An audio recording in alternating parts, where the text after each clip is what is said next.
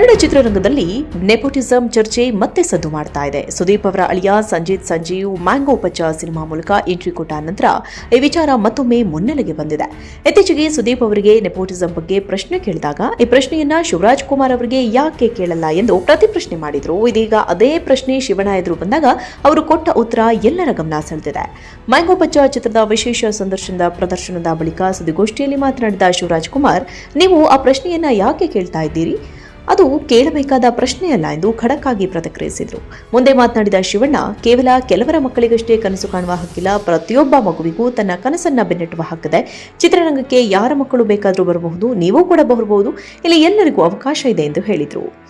ಶಿವಣ್ಣನ ಈ ಉತ್ತರ ಕೇಳಿ ಪಕ್ಕದಲ್ಲಿ ನಿಂತಿದ್ದ ಕಿಚ್ಚ ಸುದೀಪ್ ಮುಗುಳ್ನಗ್ತಾ ಇದ್ರು. ಬಳಿಕ ಮೈಕ್ ಹಿಡಿದ ಸುದೀಪ್, ಗ್ರೇಟ್ನೆಸ್ ಅಂದ್ರೆ ಇದೆ, ಈ ಪ್ರಶ್ನೆಯನ್ನ ಶಿವಣ್ಣ ಅವರಿಗೆ ಕೇಳಿದ್ರಲ್ಲ ಎಂದು ಹೇಳಿ ಶಿವಣ್ಣ ಅವರ ವ್ಯಕ್ತಿತ್ವವನ್ನ ಕೊಂಡಾಡಿದ್ರು.